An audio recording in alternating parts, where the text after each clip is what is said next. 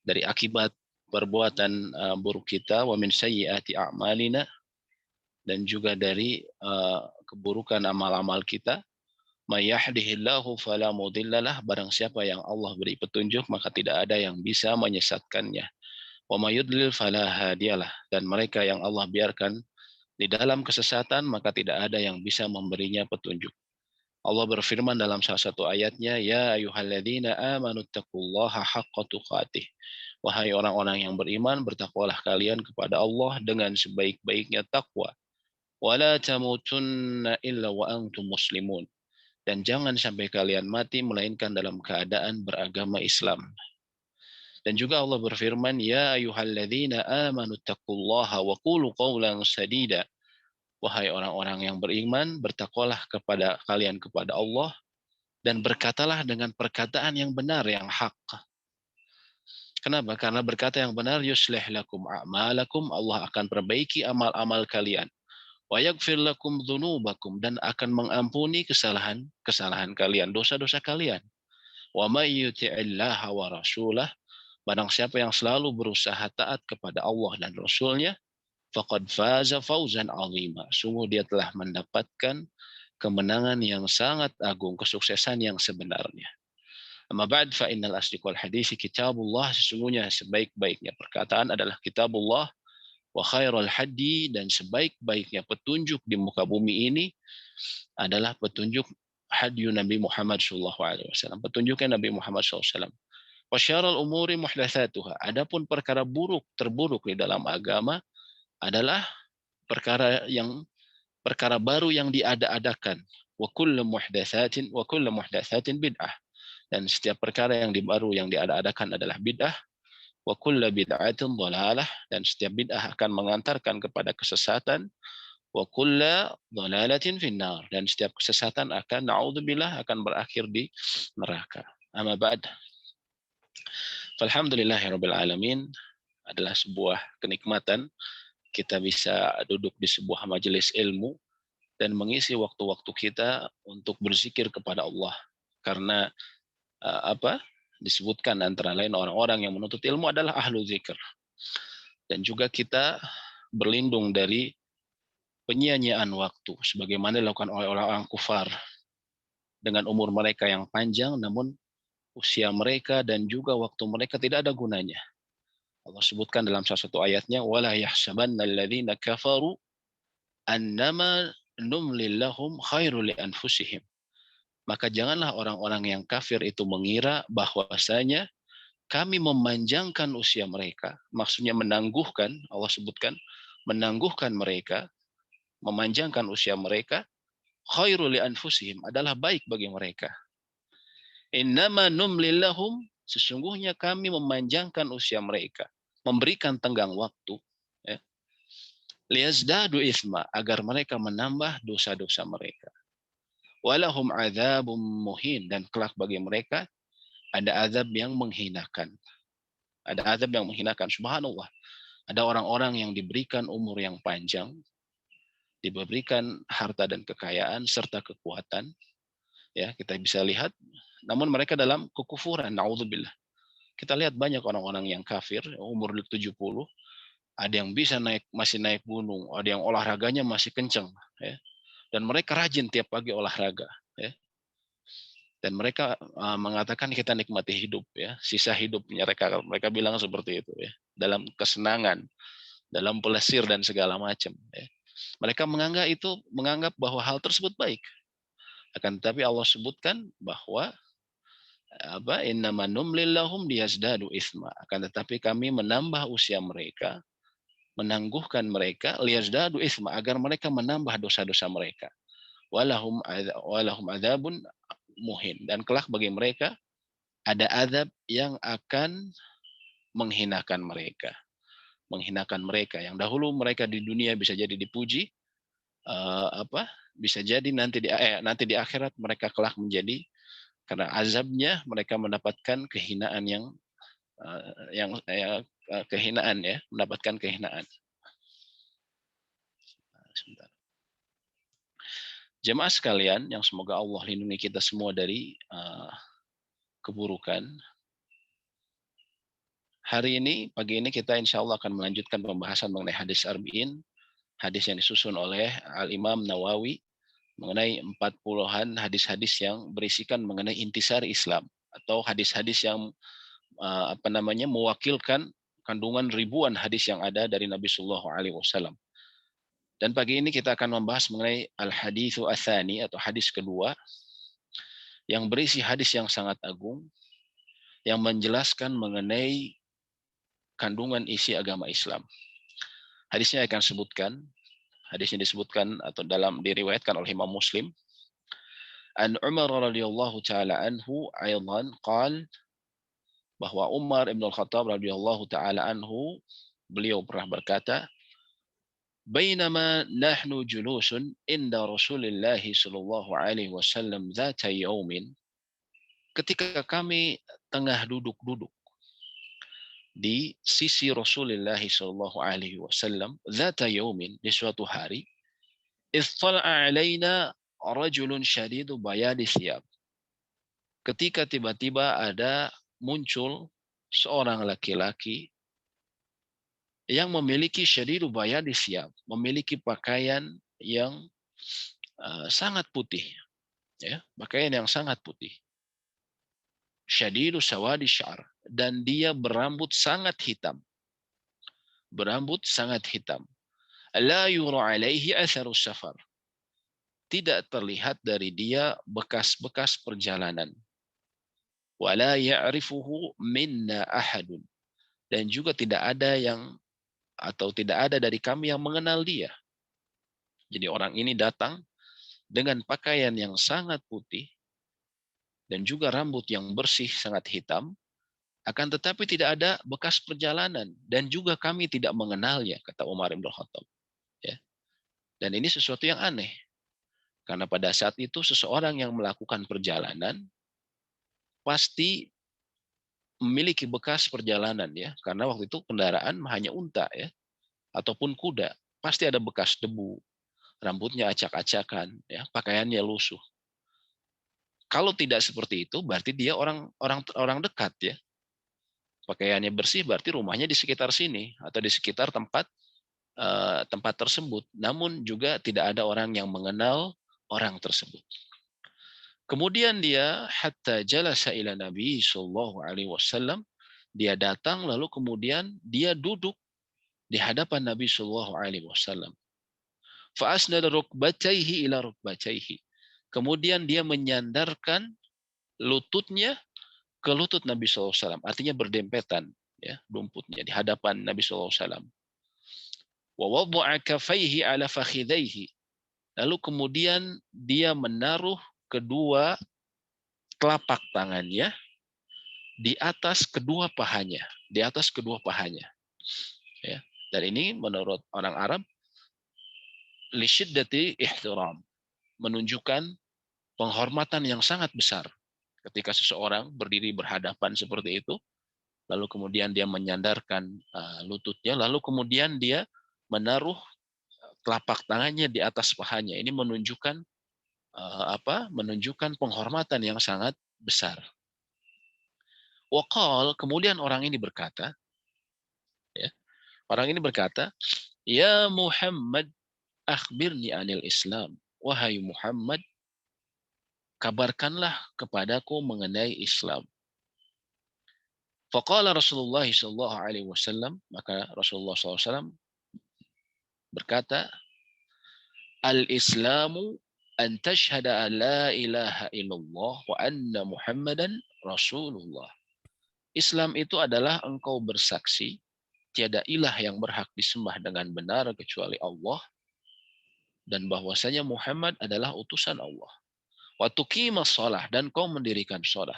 Wa tu'tiyaz zakah, dan kau memberikan zakat. Wa tasuma Ramadan, dan engkau melaksanakan saum Ramadan. Wa tahujjal baita in istata'ta ilaihi sabila, dan kau melaksanakan haji ke bait atau Baitullah apabila engkau mampu memiliki kemampuan untuk pergi ke sana. Ya. Qala sadaqt, engkau benar, kata orang tersebut, orang yang bertanya tersebut. Maka Umar bin Khattab radhiyallahu taala anhu berkata, "Fa'ajibna lahu." Maka kami terkejut dengan orang ini. Yas'aluhu wa yusaddiquh. Dia bertanya dan akan tetapi dia sendiri yang membenarkan. Ya. Dia bertanya, kemudian dia membenarkan. Kaget gitu ya, Umar bin Khattab sama orang ini, kok begini ya. Fa'akhbirni anil iman. Lalu kabarkanlah kepadaku mengenai iman, wahai Muhammad. Ya. Maka Nabi SAW menjawab, Qala an tu'mina billahi wa malaikatihi wa kutubihi. Engkau beriman kepada Allah dan malaikatnya, dan juga kitab-kitab yang diturunkan. Wa rusulihi wal yaumil akhir, dan juga kepada rasulnya, rasul-rasul yang Allah utus, dan juga kepada hari akhir, wa tu'mina bil qadari khairihi wa syarrih, dan engkau beriman kepada qadar, kepada takdir, khairihi wa syarrih. Baik takdir itu engkau anggap baik maupun engkau anggap buruk takdir tersebut. Engkau beriman bahwa itu semua telah ditakdirkan oleh Allah Subhanahu wa taala. Maka orang tersebut berkata lagi, "Shadaqta, engkau benar." Qala fa akhbirni anil ihsan. Maka kabarkanlah kepadaku mengenai al-ihsan. Apa itu ihsan? Kemudian Nabi SAW mengatakan, an ta'budallaha ka'annaka tarah. Al-ihsan adalah engkau beribadah kepada Allah seolah-olah engkau melihatnya. Seolah-olah engkau melihatnya. Fa in lam takun tarahu, apabila engkau tidak bisa melihatnya, dan memang kita tidak bisa melihat Allah di dunia, fa innahu yarak. Sesungguhnya dia melihatmu. Sesungguhnya dia melihatmu. Kemudian orang ini berkata lagi, fa akhbirni anis sa'ah. Lalu kabarkanlah kepadaku mengenai as-sa'ah, yaitu hari kiamat.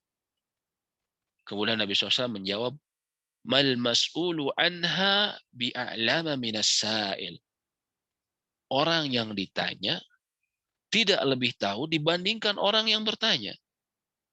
Orang yang ditanya tidak lebih tahu dibandingkan orang yang bertanya. Jadi kita sama-sama tidak tahu, kata Nabi SAW. Ya, maksudnya seperti itu. Kemudian orang ini bertanya lagi, fa'akhbirni an amaratiha. Maka kabarkanlah kepadaku mengenai ciri-cirinya. Mengenai ciri-cirinya. Kemudian Nabi SAW menjawab, ciri-cirinya adalah antalidal amatu rabbataha. Adalah ketika nanti seorang budak wanita melahirkan orang yang akan menjadi sayyid, orang yang menjadi pemilik dari budak-budak. Ya, maknanya dua. Maksudnya di antara ulama mengatakan, maksudnya dia akan melahirkan seseorang yang akan menjadi tuannya sendiri. Atau makna yang kedua, dia akan melahirkan, ya, dia dari asalnya budak, namun kelak anaknya menjadi seseorang yang justru memiliki budak-budak, seseorang yang bebas memiliki budak-budak, ya, dan tidak memperbudak ibunya, ya, cuman dia menjadi seorang sayyid, yaitu orang-orang yang memiliki budak, ya. Dan itu perbudakan itu akan terus ada, ya, walaupun sekarang kita ketahui secara umum tidak ada, namun kelak akan menjadi ada lagi, ya. Lalu kemudian itu salah satu cirinya, wa antaral hufatal urata alata, dan ketika nanti engkau melihat al-hufata, orang-orang yang bertelanjang kaki, tidak memiliki alas kaki, al-urata, mereka bertelanjang dada, tidak memakai pakaian, al-alata, mereka orang yang miskin, ya, ri'a asyai, yang mereka mengembala kambing, yatatawaluna fil bunyan, mereka kelak akan berlomba membuat bangunan, akan berlomba-lomba membuat bangunan.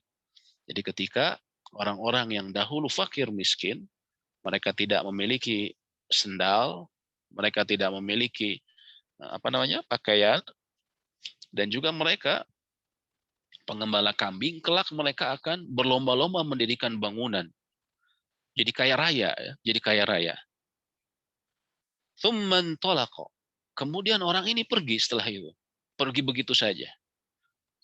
Falabithtu maliya. Kemudian kami tinggal dengan waktu cukup lama. Kata Umar bin Khattab. Tsumma qala. Kemudian Nabi SAW bertanya kepada Umar, Ya Umar, wahai Umar, atadri manis sa'il? Apakah engkau mengetahui siapakah yang bertanya tadi? Atau siapakah yang bertanya pada waktu itu? Ya, karena falabistu malian itu artinya uh, kemudian aku setelah itu terdapat jangka waktu yang cukup lama. Ya. Tahukah siapa ya wahai Umar, siapakah yang bertanya saat itu? Maka Umar bin Khattab menjawab, Qultu wa Allah wa rasuluhu a'lam. Maka aku mengatakan Allah dan Rasulnya yang mengetahui. Allah dan Rasulnya mengetahui. Maka Nabi SAW menjawab, Fa'innahu Jibrilu. Sesungguhnya dia adalah Jibril. Atakum yu'allimukum dinakum. Dia datang kepada kalian untuk mengajarkan kepada kalian perkara agama-agama kalian. Perkara agama-agama kalian. Subhanallah. Jadi orang yang misterius ini ternyata dia adalah Jibril alaihi salam, malaikat yang paling utama, ya, pemimpin para malaikat. Hadis ini diriwayatkan oleh Imam Muslim dalam Kitabul Iman, dalam kitab iman, ya, dalam kitab sahihnya, ya, dalam kitab sahih Muslim. Yang para ulama mengatakan bahwa kitab sahih Al-Bukhari dan juga Muslim adalah dua kitab yang paling sahih, yang isinya paling bisa dipertanggungjawabkan, ya, yang pernah dibuat oleh manusia, ya. Dan dia adalah kitab terbaik setelah Al-Quran. Ya, kitab Sahih Bukhari dan Sahih Muslim. Dan Imam Bukhari tidak meriwayatkan hadis ini. Ya, tidak meriwayatkan hadis ini, tapi bukan berarti hadisnya ya karena ini Imam Muslim wah mungkin tidak terlalu kuat, tidak. Ya. Karena Imam Bukhari mengatakan, ya, kadang ada orang yang berlebihan, oh kalau bukan di Bukhari dan Muslim saya nggak akan ngambil. Ya. Kalau bukan di Bukhari saya nggak akan ngambil. Nah ini kesalahan. Karena Imam Bukhari sendiri yang menyebutkan, saya tidak menaruh semua hadis yang sahih di kitab saya, karena takut orang menjadi bosan karena kepanjangan. Ya. Karena beliau antara lain hafal 100.000 hadis sahih. Ya. Akan tetapi beliau dalam kitabnya tersebut hanya menuliskan sekitar tanpa pengulangan ada sekitar 4.000 hadis. Jadi banyak hadis yang beliau tidak tulis karena takut kepanjangan. Dan hadis ini tadi disebutkan oleh Imam Muslim. Hadis ini sangat agung. Tadi diriwayatkan oleh Umar bin Khattab yang beliau merupakan khalifah kedua yang disebut sebagai Amirul Mukminin, pemimpin kaum mukminin. Ya. Hadis ini menjelaskan mengenai seseorang yang datang tadi kepada Nabi SAW mengajarkan agamanya.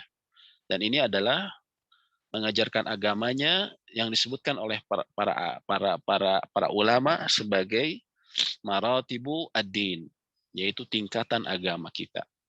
Tingkatan agama kita terbagi menjadi 3 tadi yang disebutkan. 3 yang disebutkan tadi. Ya, insya Allah akan kita jelaskan secara nanti kita jelaskan secara sedikit demi sedikit. Tadi disebutkan bahwa yang datang kepada Nabi SAW adalah seseorang lelaki yang tidak dikenal. Dan padahal dia adalah Jibril. Dan Jibril adalah malaikat termulia, malaikat yang terdekat dengan Allah Subhanahu wa ta'ala. Sehingga disebutkan oleh Imam Ibnul Qayyim rahimahullahu ta'ala, Jibrilu atyabul arwahi al-uluwiyati wa azkah. Jibril itu adalah ruh langit yang paling baik, wa azkah, dan yang paling bersih dan suci, wa atharuha, wa ashrafuha, dan juga yang paling mulia. Wa huwa safir fi kulli khairin wa huda. Dan dia adalah utusan Allah, ya, dutanya Allah, fi kulli khairin, dalam setiap kebaikan, wahuda, dan juga petunjuk, wa iman wassalah, dan juga seorang utusan untuk menyampaikan iman dan juga perkara-perkara kebaikan. perkara-perkara kebaikan. Karena Jibril diutus kepada Nabi SAW dan juga diutus kepada Rasul sebelum Nabi SAW, ya, untuk menyampaikan wahyu Allah Subhanahu wa Ta'ala. Dan Jibril memiliki berbagai macam kemuliaan yang Allah sendiri sebutkan, antara lain dalam surat At-Takwir ayat 15 hingga 21 Allah sebutkan, fala uqsumul khunnas, maka aku berfirman dengan bintang-bintang, atau aku bersumpah dengan bintang-bintang, al-jawaril kunnas, yang beredar dan terbenam, wal-laili idza as'as, dan malam apabila telah larut, was-subhi idza tanaffas, dan juga subuh waktu fajar ketika menyingsing. Innahu laqaulu rasulin karim, sesungguhnya Al-Quran itu adalah firman yang disampaikan oleh Rasulin Karim, oleh utusan yang mulia, yaitu Jibril alaihi salam. Dzi quwwatin inda dzil arsy makin, yang memiliki kekuatan, dzil arsy makin, di sisi pemilik arasy, yaitu di sisi Allah Subhanahu wa taala. Makin, yang memiliki kedudukan yang tinggi. Jadi dzi quwwatin, memiliki kekuatan dan juga memiliki kedudukan yang tinggi di sisi pemilik arasy, di sisi Allah Subhanahu wa taala. Muta'in thamma amin, dan dia di sana di langit dia ditaati, maksudnya ditaati oleh para malaikat yang lain. Thamma amin, dan dia makhluk yang terpercaya. Dia adalah Jibril. Di antara kekuatan Jibril, dzikuwatin, bahwa beliau pernah mengangkat kampungnya atau negerinya kaum Lut alaihi salam, kaumnya Nabi Lut, ya, yang mereka melakukan homoseksual, ya, dengan salah satu sayapnya, kemudian membalikan bumi yang ada kaum Lut tersebut, sehingga dia sangat kuat untuk melaksanakan apa yang diperintahkan oleh Allah Subhanahu wa taala, ya. Sehingga juga disebutkan Ibnu Qayyim, inna afdala manazil khalqi indallahi risalah wa nubuwah, sesungguhnya kedudukan yang paling mulia, ya, pada hamba di sisi Allah adalah ar-risalah wa nubuwah, ketika berhubungan dengan risalah dan nubuwah dan juga kenabian. Fallahu yastafi minal malaikati rusulan minan nas wa minan nas, dan Allah memilih di antara malaikat utusan dan juga di antara manusia. Dan bagaimana Allah tidak memilih sebaik-baiknya malaikat dan sebaik-baiknya manusia ketika dipilih sebagai utusan, karena utusan itu adalah, ya, wasaid, adalah penghubung antara dia dengan hambanya dalam menyampaikan risalah agamanya. Karena tentunya oleh karenanya yang dipilih oleh Subhanahu wa taala bukan sembarangan. Apabila manusia, tentunya manusia yang sangat terpilih, yaitu Nabi kita Nabi SAW. Dan bila malaikat, tentunya juga bukan sembarang malaikat. Dan Nabi SAW mengenai rupa Jibril, ya, Nabi SAW pernah melihatnya dalam sejumlah rupa, ya. Yang pertama, beliau melihat dalam rupa, jadi Jibril terkadang menjelma sebagai manusia. Yang pertama, beliau terkadang menjelma seperti seorang sahabat mulia yang memiliki paras rupawan, yang ganteng. Namanya Dihyah Al-Kalbi.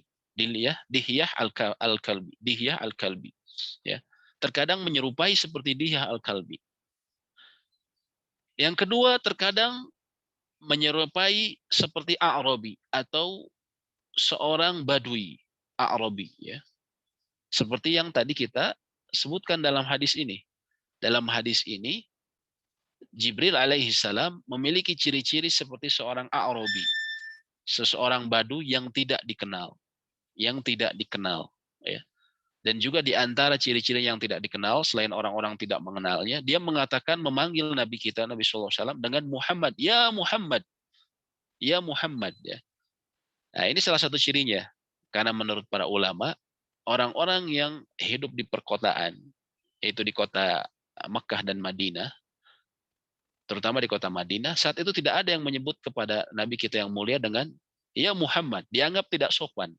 Ya, dianggap tidak sopan. Mereka memanggil dengan ya Rasulullah atau ya Nabi Allah dengan gelar beliau, gelar kemuliaan beliau. Tapi tidak ada yang menyebut ya Muhammad. Adapun orang kampung ya, orang-orang Baduy ya, itu nyebut Nabi SAW dengan namanya langsung dan itu kebiasaan mereka memang. Ya Muhammad, mau dia raja mau apa, mereka sebut langsung namanya ya Muhammad. Ya. Ini salah satu ciri bahwa dia adalah seorang A'rabi. Sehingga orang-orang saat itu termasuk para sahabat menganggap dia, oh ini sepertinya orang A'rabi. Ya. Seperti orang Arabi ya. Dan ini juga kalau kita lihat kebiasaan orientalis ataupun orang-orang yang sok mengikuti peneliti barat, kalau menulis mengenai Nabi kita, Nabi Muhammad SAW, kadang di buku-buku mereka cuma hanya menulis Muhammad begini, begini, begini. Muhammad begitu, begitu. Subhanallah. Tanpa ada ihtiram, tanpa ada penghormatan sama sekali. Mungkin menyebutnya dengan Rasulullah atau kemudian memberinya salawat Muhammad SAW.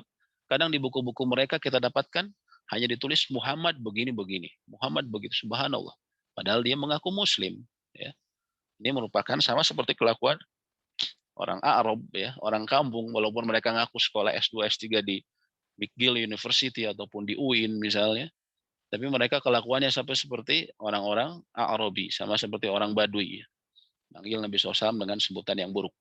Itu yang rupa Jibril. Itu yang kadang manusia sebagai Dihya al-Kalbi, terkadang sebagai seperti Arabi, seseorang Baduy. Dan yang berikutnya adalah terkadang Jibril memperlihatkan dirinya. Dan itu sepanjang hidup Nabi SAW, Jibril pernah terlihat 2 kali dalam hidup Nabi SAW. Melihat Jibril dalam rupa aslinya. Disebutkan oleh Ibnu Qayyim al-Jauziyah bahwa yang pertama, al-maratul al-ula kanat duna as-sama'i bil ufuqil a'la. Bahwa Nabi SAW melihat Jibril alaihi salam di di langit di bawah ufuk yang paling tinggi, yaitu di langit dunia ya. Wa thaniyah kanat fawqa as-sama'i inda sidratil muntaha. Dan yang kedua adalah beliau melihatnya sallallahu alaihi wasallam ketika di atas langit, yaitu di sisi Sidratil Muntaha. Sidratil Muntaha di bawah arasy Allah Subhanahu wa taala ya. Di dekat langit tertinggi ya. Dan juga disebutkan dalam hadis Ibnu Mas'ud bahwa ketika Nabi SAW melihat Jibril alaihi salam di langit dunia, beliau Nabi SAW mengatakan anna Nabi SAW ra'a Jibril lahu 600 janah. Bahwa Jibril alaihi salam, Nabi SAW pernah melihat Jibril, dan Jibril memiliki 600 sayap. Memiliki 600 sayap. Ya. Dan juga dalam hadis lain disebutkan dari Aisyah radhiyallahu taala anha, beliau mengatakan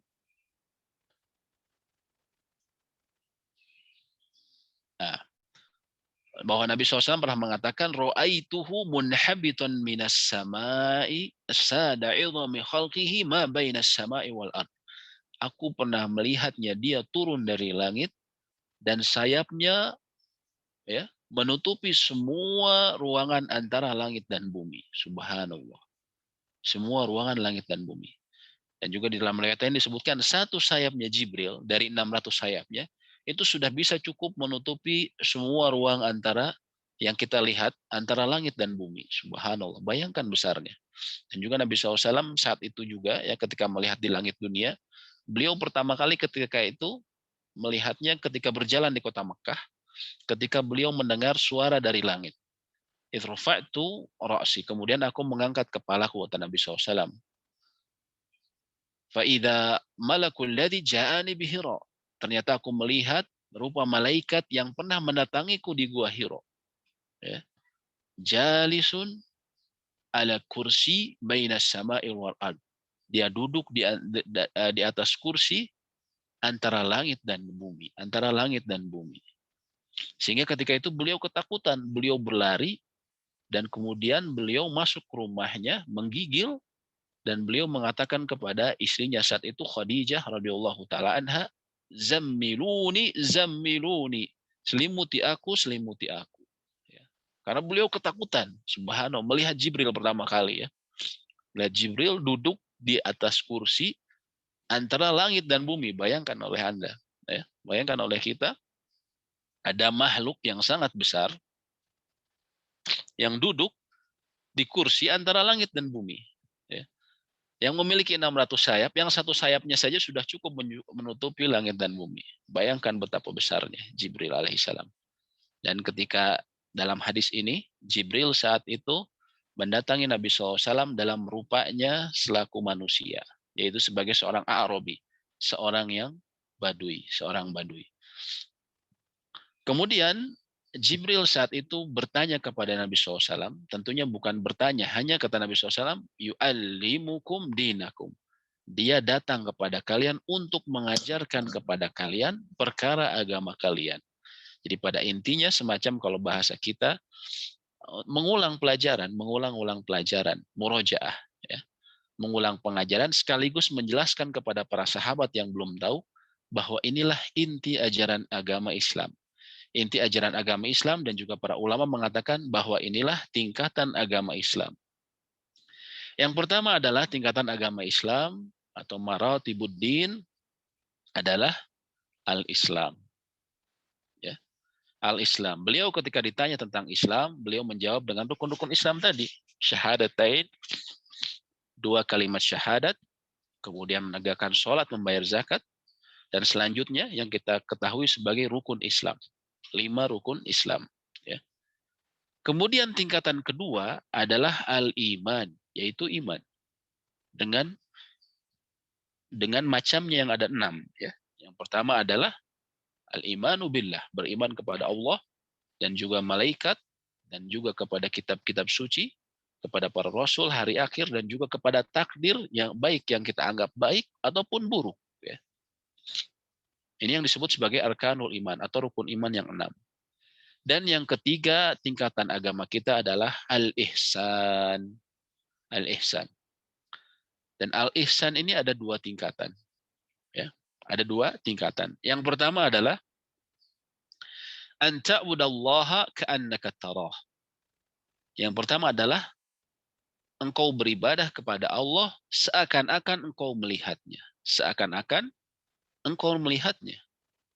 An ta'budallaha ka'annaka tarah. Lalu yang kedua, fa in lam takun tarahu fa innahu yarak. Dan bila engkau tidak melihatnya, sesungguhnya dia melihatmu. Sesungguhnya dia melihatmu. Yang pertama tadi engkau beribadah kepada Allah seakan-akan engkau melihatnya, dan yang kedua adalah kalaupun engkau tidak melihatnya, sesungguhnya dia melihatmu. Sesungguhnya dia melihatmu. Itulah tingkatan dalam agama kita ya, yang disebutkan oleh Nabi SAW langsung. Ya. Bukan seperti orang-orang contohnya gulat sufi ya, orang-orang sufi yang ekstrim yang mengatakan tingkatan agama itu adalah syariat, tarekat, kemudian hakikat ya, hakikat. Mereka mengatakan seperti itu. Syariat ini bagi yang masih baru-baru melaksanakan syariat, kemudian yang berikutnya, tahapan berikutnya adalah tarekat ketika sudah suluk ya, mursyid, ketika dia sudah murid ya, menginginkan jalan kepada Allah lebih tinggi tingkatannya, dan ketika lebih hebat lagi menurut mereka adalah hakikat.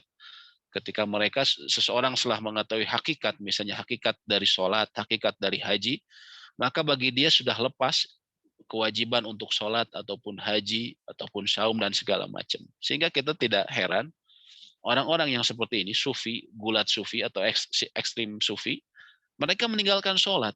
Ya, dan ini terjadi ya. Saya sendiri di kota Bandung, saya pernah beberapa kali dengar ada orang-orang yang seperti ini sampai dia meninggalkan sholat. Na'udzubillah min dzalik. Alasannya kenapa?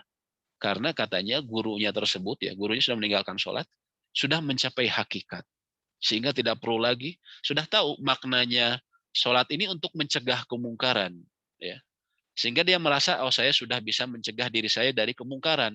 Sehingga saya tidak perlu sholat. Alasannya gitu, subhanallah. Ini perkara yang diada-adakan. Yang Nabi SAW tadi saya sebutkan di pembukaan, perkara baru yang diada-adakan yang akan mengantarkan kepada kesesatan. Dan kesesatan akan mengantarkan kepada neraka. Na'udzubillah. Ya. Dan mereka sebenarnya kadang ada sebagian dari mereka menggunakan dalil. Mereka dalilnya adalah wa'bud rabbaka hatta ya'tiyakal yakin. Dan beribadahlah kepada Rabbmu sampai datang kepada kalian al-yakin. Mereka berdalil juga. Artinya kalau sudah datang keyakinan, ya sudah tidak usah beribadah. Karena tadi, dan ibadahilah Rabbmu sampai datang kepada kalian yakin. Ini memang ada ayatnya, hanya saja tidak difahami seperti itu oleh para ulama. Para ulama mengatakan maksudnya al-yakin di sini adalah kematian. Jadi beribadahlah kepada Rabbmu sampai datangnya yakin, yaitu sampai datangnya kematian. Terus beribadah dengan kondisi apapun. Na'udzubillah, misalnya sampai kemudian orang dirawat, apalagi sekarang banyak saudara kita yang dirawat, beribadah, beriman dan beribadah sampai datangnya al-yakin, yaitu kematian. Dan semoga kita diwafatkan dalam keadaan seperti itu. Bukan dalam maksudnya, ayatnya bukan maksudnya adalah sampai datangnya keyakinan dalam diri, bukan. Ini adalah pemahaman yang diada-adakan oleh sebagian sufi ekstrim, ya, sufi ekstrim. Adapun tingkatan yang benar adalah tingkatan yang disebutkan tadi. Ya. Yang derajat pertama, ya, Islam adalah derajat pertama, kemudian iman derajat kedua, dan ihsan adalah derajat ketiga. Artinya, orang yang mencapai tingkatan Islam, belum tentu dia mencapai tingkatan beriman. Ya. Begitu juga orang yang telah mencapai derajat beriman, belum tentu mencapai derajat ihsan. Belum tentu mencapai derajat ihsan. Akan tetapi seseorang yang beriman, tentunya dia telah berislam, telah mencapai derajat Islam. Ya. Oleh karena itu, orang yang mencapai derajat ihsan, jumlahnya lebih sedikit. Ya. Pertama yang tadi, tentunya yang mencapai derajat Islam lebih banyak. Yang mencapai derajat mukmin, orang yang beriman, lebih sedikit. Yang mencapai derajat muhsin, orang yang melakukan ihsan dalam ibadahnya, lebih sedikit lagi. Lebih sedikit lagi. Ya. Dan ini didukung oleh sejumlah dalil, ya, bahwa Allah menjelaskan antara dalam Al-Quran bahwa iman itu lebih tinggi derajatnya dibandingkan Islam jika keduanya disebutkan dalam satu konteks, ya, dalam satu konteks. Jadi kadang kita dapatkan di dalam ayat-ayat ataupun di dalam sunnah Nabi SAW, kalau disebutkan iman dan Islam, maka dia itu memiliki makna masing-masing. Memiliki makna masing-masing. Tetapi kalau disebutkan sendiri-sendiri, ya, disebutkan, nanti akan kami jelaskan, disebutkan sendiri-sendiri, maka maknanya terkadang satu. Ya. Maksudnya begini, apabila disebutkan dalam satu konteks, kayak tadi ada iman, ada Islam, Islam itu pada umumnya adalah amalan zahir, amalan yang terlihat. Contohnya seseorang melakukan syahadatain, orang yang baru masuk Islam, orang-orang tahu, orang-orang melihat, karena dia melakukan dengan ucapan dia. Ya. Apalagi seringkali disaksikan. Sholat dia, puasa dia, haji dia, kan orang tahu, membayar zakat. Amalan zahir. Adapun iman, itu adalah amalan batin, amalan yang tidak terlihat. Dia terletak di dada seseorang. Keyakinan terhadap Allah, keyakinan kepada Rasul, keyakinan kepada malaikat, dan seterusnya, itu ada di dalam dada seseorang. Di dalam dada seseorang. Sehingga, ya, terdapat perbedaan apabila disebutkan dalam satu konteks dan iman memiliki kedudukan lebih tinggi. Dan Allah sebutkan dalam surat Al-Hujurat ayat 14. Ketika orang-orang Baduy berkata, qalatil a'rabu amanna. Orang-orang Baduy itu berkata, kami telah beriman. Tapi dibantah oleh Allah, qul lam tu'minu. Katakanlah kalian belum beriman. Walakin qulu aslamna. Akan tetapi katakanlah kami telah berislam. Kami telah berislam. Walamma yadkhulil imanu fi qulubikum. Sebab iman itu belum masuk ke dalam hati kalian. Sebab iman itu belum masuk ke dalam hati kalian. Ya. Surat Al-Hujurat ayat 14. Jadi Allah sebutkan dalam ayat tersebut bahwa orang-orang Badui yang datang kepada Nabi SAW mengatakan, kami telah beriman. Kami telah beriman. Namun kemudian Allah bantah, jangan katakan kalian apa, tapi dibantah, walakin qul lam tu'minu, katakanlah kalian belum beriman, ya, walakin qulu aslam, akan tetapi katakanlah kami telah berislam. Cukup berkatakan telah Islam, jangan telah beriman, karena kalian baru masuk Islam dan juga iman itu belum masuk ke dalam hati kalian. Ini jadi salah satu dalil bahwa iman itu tingkatannya lebih tinggi dibandingkan Islam. Ya. Kemudian juga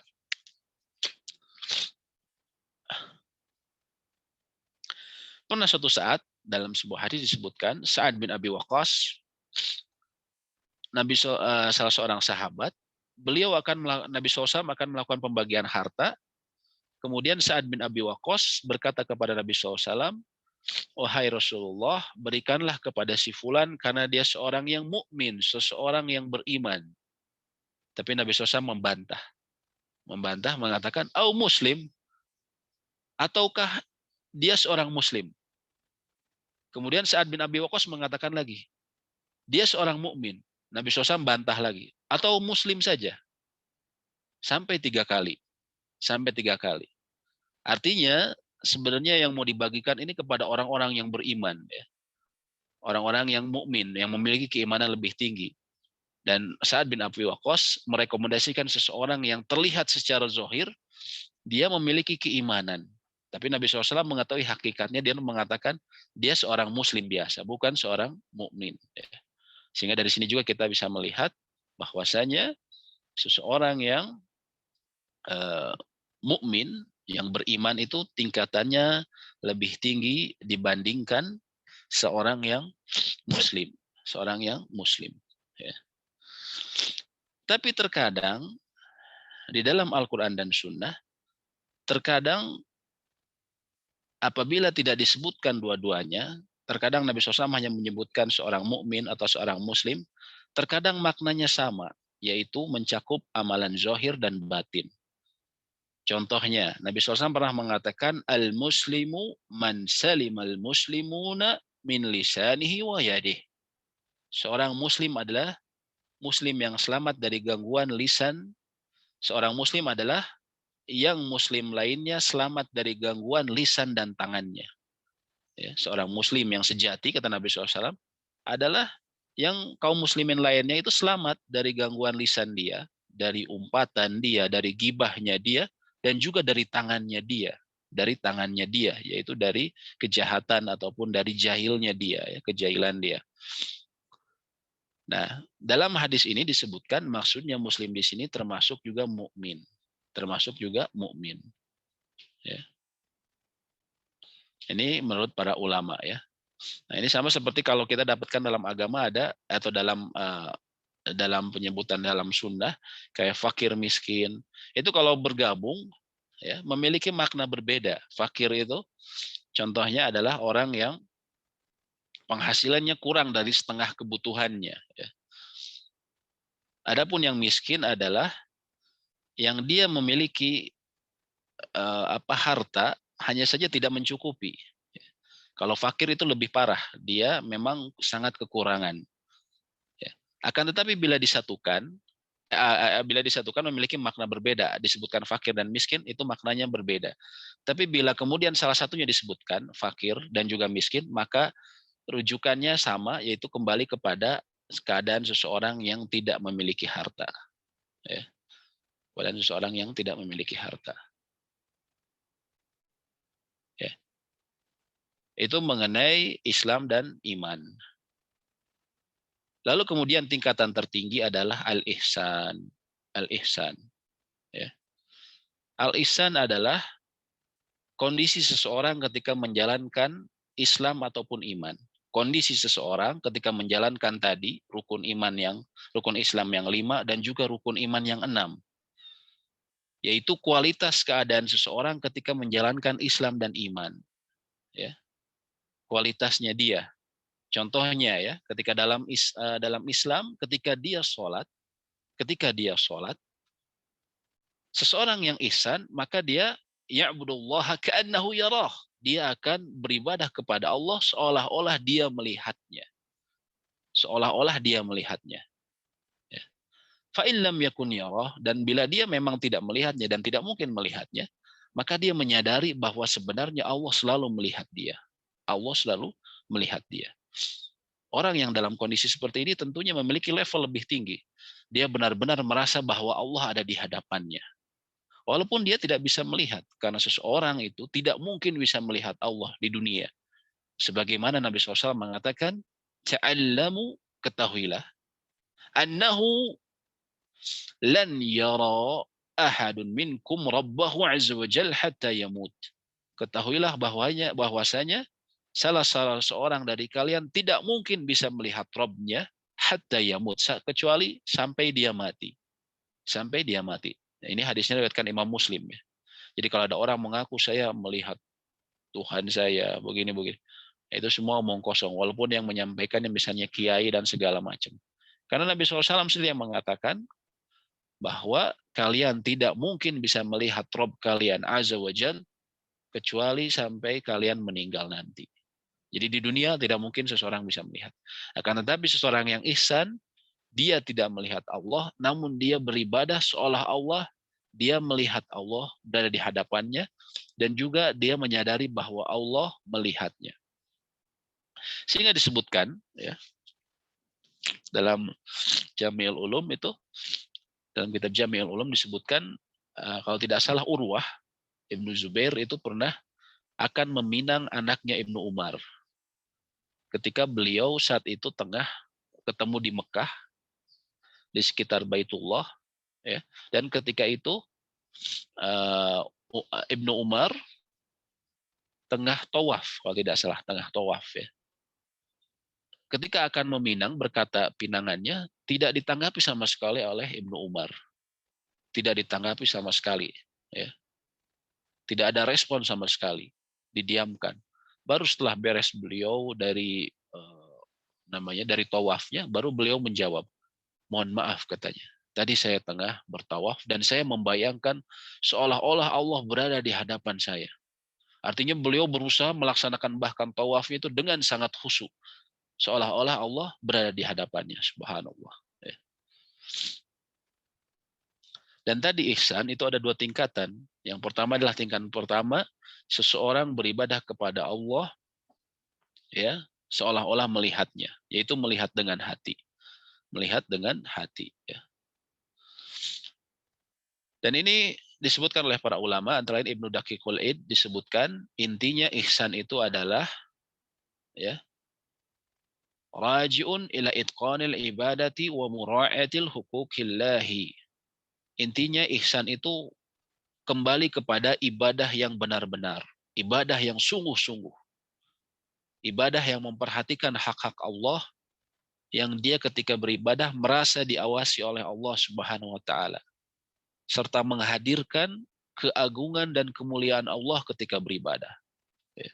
Jadi seseorang yang ihsan ini tingkatan tertinggi dalam agama, dia memiliki amalan-amalan zohir tadi seperti dia telah melaksanakan syahadatain dengan benar, kemudian sholat, zakat, ya, puasa dan haji, dan dia juga beriman dengan iman yang tadi disebutkan 6 rukun iman.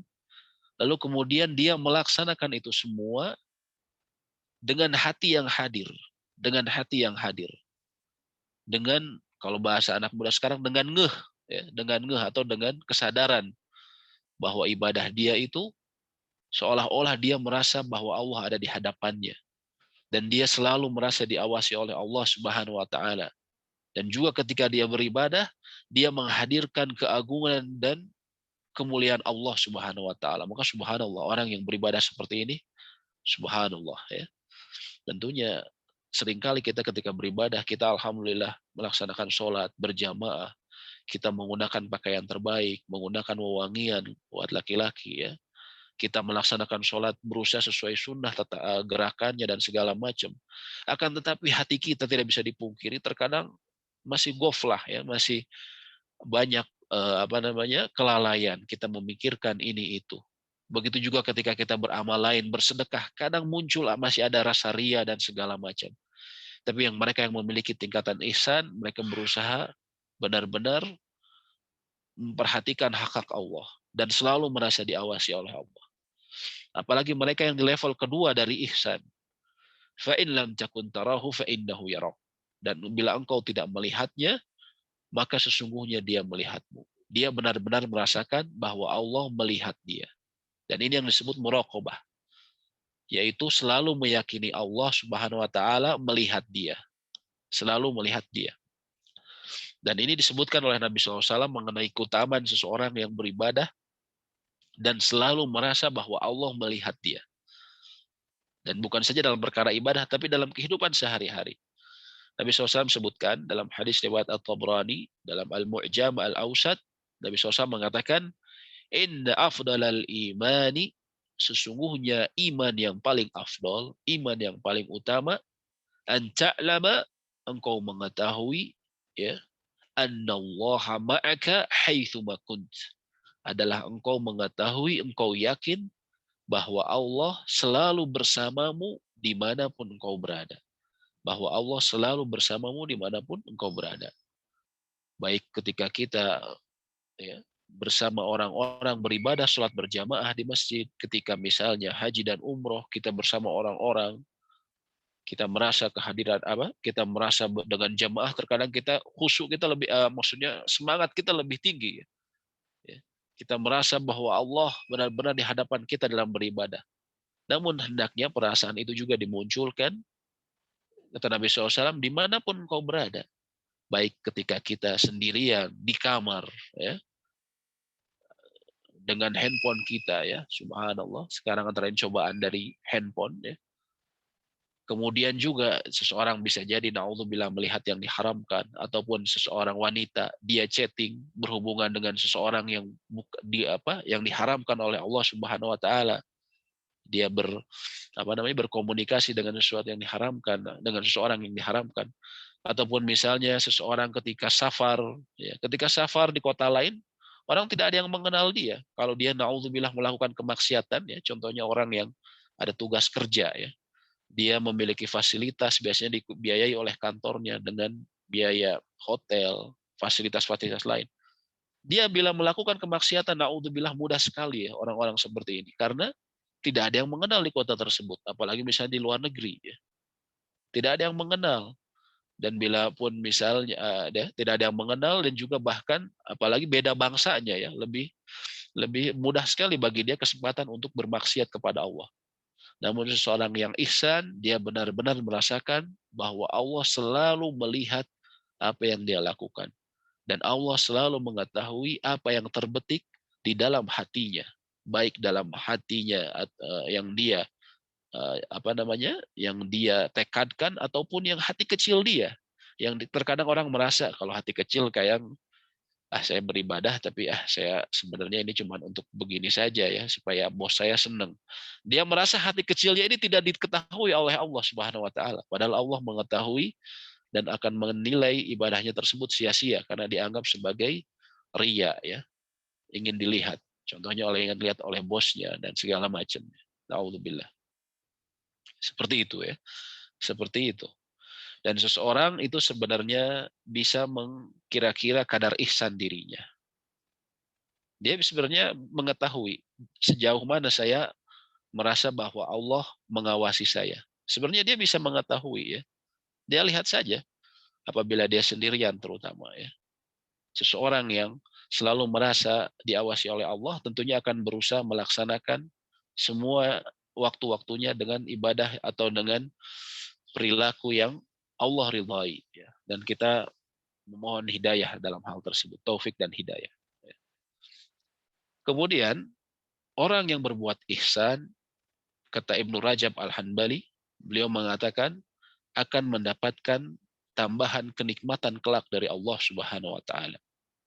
Sebagaimana Allah sebutkan dalam surat Yunus ayat 26. Surat Yunus ayat 26. Allah sebutkan lilladzina ahsanul husna wa ziyadah. Adapun orang-orang yang berbuat ihsan, maka bagi mereka ada pahala yang terbaik, yaitu surga wa ziyadah, dan juga tambahannya. Ada juga tambahannya. Wala yarhaqu wujuhahum fatru wala dhillatun ulaika ashabul jannah hum fiha khalidun. Dan muka mereka tidak ditutupi debu hitam dan tidak pula kehinaan, mereka itulah penghuni surga, mereka kekal di dalamnya. Yang dimaksud tadi, ya, orang-orang yang berbuat ihsan, mereka mendapatkan pahala terbaik, mendapatkan surga dan ziyadah dan tambahannya. Dan ziyadah di sini disebutkan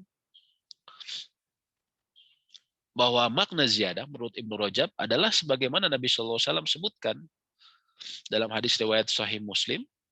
Ziyadah di sini adalah maknanya bin nadri ila wajhillahi azza wa jalla fil jannah, yaitu dengan memandang wajah Allah Subhanahu wa taala. Dengan memandang wajah Allah Subhanahu wa taala adalah ganjaran bagi orang-orang yang berbuat ihsan. Dan ketahuilah, kenikmatan terbesar bagi ahli surga secara mutlak, ya.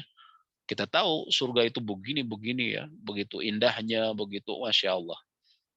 Kenikmatan yang di dalamnya, akan tetapi kenikmatan terbesar bagi ahli surga disebutkan adalah memandang wajah Allah Subhanahu wa taala, dan itu diberikan bagi orang-orang yang melakukan ihsan dalam ibadahnya. Sehingga intinya orang yang ihsan ini adalah ketika seseorang berislam, kemudian juga dia melakukan keimanan, berusaha menerapkan keimanan dengan rukun-rukunnya, kemudian dia ingin meningkatkan level agamanya, maka dia melakukan ihsan, yaitu dia melatih dirinya untuk selalu melihat Allah dengan hatinya. Dan juga selalu merasakan bahwa Allah melihatnya, bahwa Allah selalu mengawasinya. Maka dia insya Allah akan mendapatkan pada derajat ihsan, dan dia akan mendapatkan balasan dari Allah Subhanahu wa taala, yaitu memandang indahnya wajah Allah Subhanahu wa taala. Dan semoga Allah memasukkan kita termasuk pada golongan-golongan orang-orang muhsinin, orang-orang yang melakukan perbuatan ihsan tadi. Ketika beribadah kepada Allah, seolah-olah dengan melihat Allah.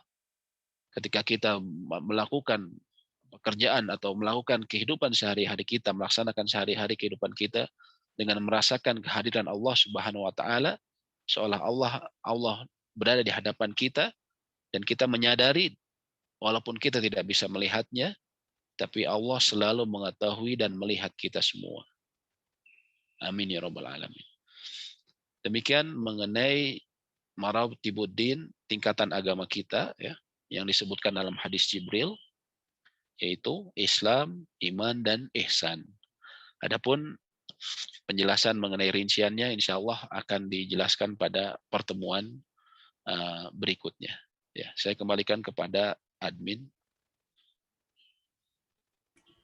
Barakallahu fikum pada Ustadz yang telah memberikan materi kajian hari ini berkaitan dengan hadis di kitab Arba'in An-Nawawiyah yang kedua. Alhamdulillah tadi kita telah mendapatkan banyak faidah, dan sekarang belum kita sudahi adalah sesi tanya jawab, ya. Jadi bagi jamaah sekalian yang ingin bertanya, tafadhol bisa silakan dibuka mic atau bisa ditulis di chat. Baik, ada yang ingin bertanya?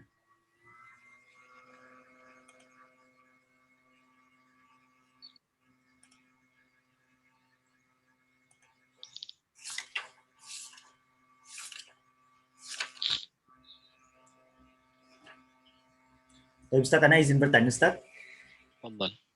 Tadi Ustaz yang Ibnu Rajab itu bilang apa tadi teh?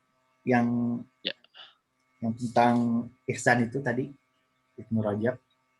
Ya, yang tentang ihsan, bahwa mereka mendapatkan ziyadah, mendapatkan tambahan dari selain dari surga, namun mereka juga diberikan tambahan, sebagaimana Allah sebutkan dalam surat Yunus ayat 26.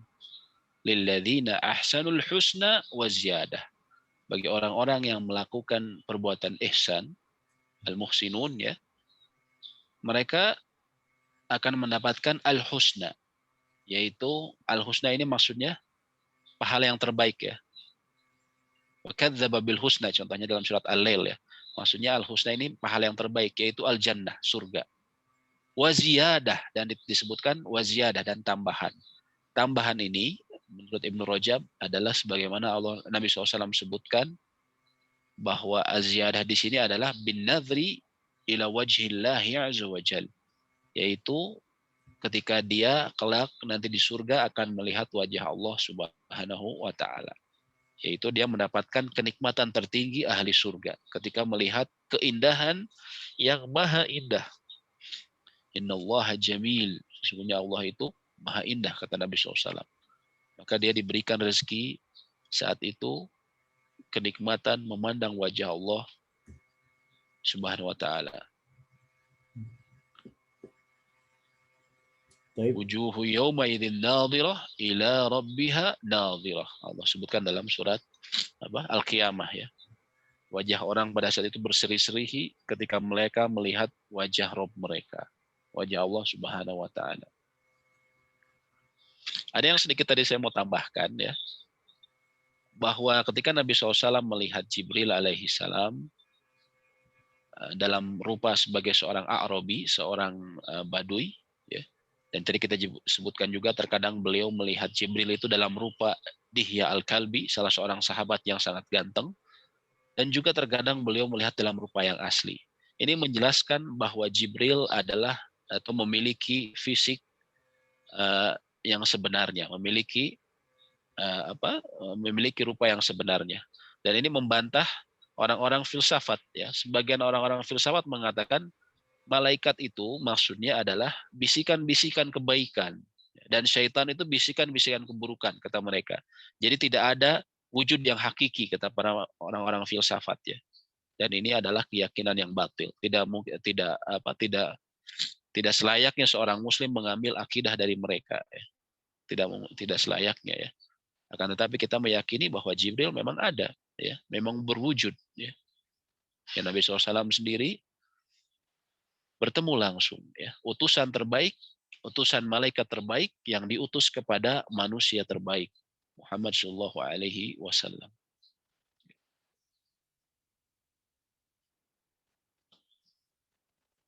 Baik, syukran Ustaz.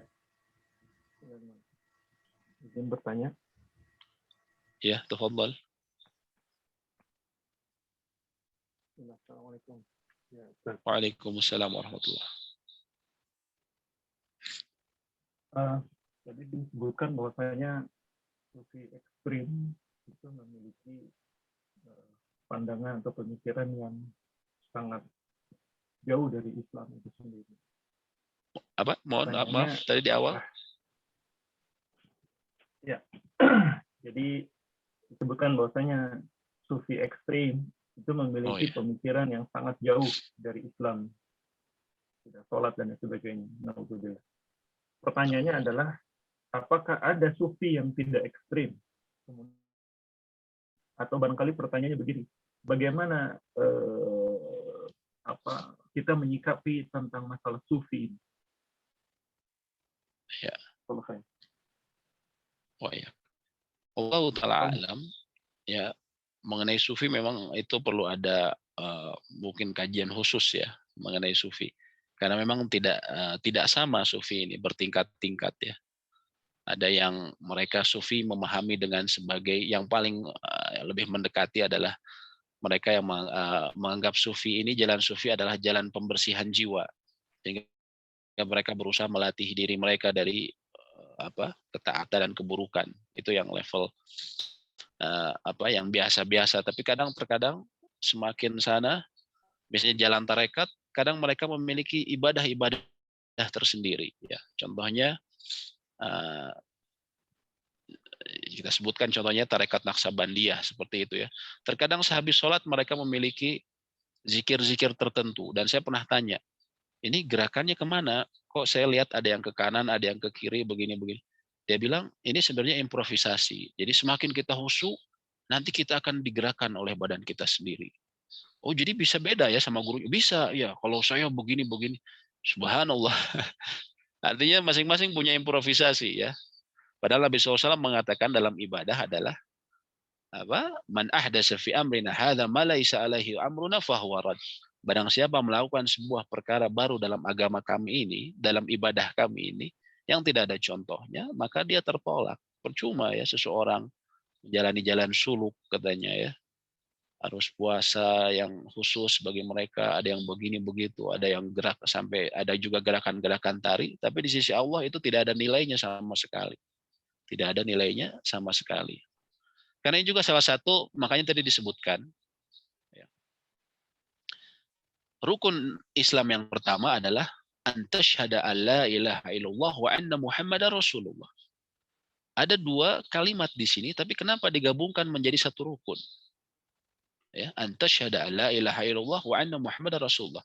Engkau bersaksi bahwa tiada ilah yang berhak disembah dengan benar kecuali Allah dan bahwa Muhammad adalah Rasulullah.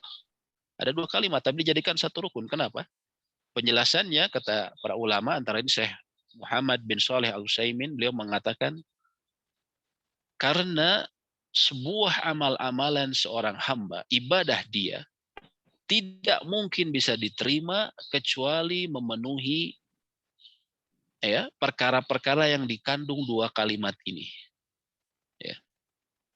Islam dia, syahadat dia tidak diterima kecuali melakukan konsekuensi dari dua kalimat ini, yaitu pertama la ilaha illallah, ketika dia mengakui tiada ilah yang berhak disembah selain Allah, ya, yaitu yang kemudian diwujudkan dalam ibadahnya dengan ikhlas, dengan menyerahkan ibadahnya hanya kepada Allah Subhanahu wa taala saja, tidak dengan tujuan lain, baik sesembahan selain Allah ataupun ingin dipuji manusia atau dilihat manusia. Al-ikhlas ya yang pertama. Dan yang kedua adalah ketika dia mengatakan wa anna Muhammadan Rasulullah, ketika dia menyatakan bahwa Muhammad sallallahu alaihi wasallam itu adalah Rasul Allah, dia sebenarnya menyatakan tidak ada yang berhak untuk diikuti oleh saya sunnahnya dalam beragama kecuali Muhammad sallallahu alaihi wasallam. Ada yang disebut para ulama sebagai mutabaah. Oleh mutabaah. Sehingga oleh karena itu kenapa disebutkan dalam menjadi satu rukun? Karena ini tidak bisa dipisahkan. Islam seseorang tidak bisa dipisahkan dalam agar amalnya diterima di sisi Allah adalah ketika dia ikhlas dalam ibadahnya, hanya menerahkan ibadahnya tersebut tujuannya hanya kepada Allah, dan yang kedua dia melaksanakan ibadahnya tersebut dengan mutabaah, dengan mengikuti petunjuk Nabi Shallallahu Alaihi Wasallam. Adapun tadi kelompok-kelompok sufi terutama yang ekstrim, mereka melakukan ibadah seringkali dengan improvisasi. Ya. Tidak mereka menjauhi halakoh-halakoh ilmu, ya. Pembahasan mengenai tafsir, mengenai hadis, tapi mereka lebih banyak mengolah rasa ya. Dengan zikir-zikir yang kemudian mereka buat sendiri, gerakannya. Ya. Kadang mereka memberi ijazah zikir, padahal kita tahu ada zikir-zikir yang telah disebutkan oleh Nabi SAW. Zikir pagi dan sore, doa ketika menghadapi musibah, ketika hati galau, ketika menghadapi saya kayak sekarang, penyakit-penyakit yang mengancam. Nabi SAW sudah mencontohkan. Tapi mereka terkadang membuat lagi zikir-zikir yang 1000 kali, ini berapa kali, yang tidak ada contohnya. Sehingga pantaslah Imam Syafi'i mengatakan, bila engkau melihat seseorang mempelajari tasawuf, dalam hal ini sufi yang dalam arti yang salah ya, di pagi hari ya, maka tidak akan datang waktu zuhur kecuali engkau akan melihat dia menjadi seorang yang ahmak, seseorang yang pandir, kata Imam Syafi'i ya. Tidaklah engkau melihat seseorang di pagi hari mempelajari sufi kecuali akan datang waktu zuhur dia telah menjadi seseorang yang ahmak, seseorang yang pandir, yang bodoh. Naudzubillah ya. Itu kata Imam Syafi'i ya. Ini perkataan Imam Syafi'i yang ini ya, yang dinukilkan dari berbagai sumber ya. Memang beliau mengatakan seperti itu. Ya, namun sayangnya di masyarakat kita seringkali yang sufi ini yang justru yang disebut memiliki tingkatan lebih tinggi ya. Ya, apalagi yang tadi sudah sampai hakikat ya. Seperti itu. Allah Ta'ala alam, adapun penjelasannya lebih rinci mengenai mana sufi yang kemudian masih agak lurus ya, kemudian yang belok itu perlu ada kajian khusus ya. Saya kira tidak memungkinkan untuk di sini. Wallahu Ta'ala alam. Barakallahu fikum. Oke, ada teman-teman yang ingin bertanya lagi. Atau sudah cukup sampai sini dulu? Iya. Insya Allah pekan nanti pada pertemuan berikutnya akan kita lebih jelaskan mengenai poin-poin terpenting yang kita ambil dari rukun Islam, rukun iman, dan juga ihsan. Insya Allah. Tapi sebenarnya sudah cukup, Ustaz. Tidak ada yang bertanya. Baik. Baik, barakallahu fikum, teman-teman yang telah mengikuti kajian Majelis Hifdzus Sunnah pada hari ini.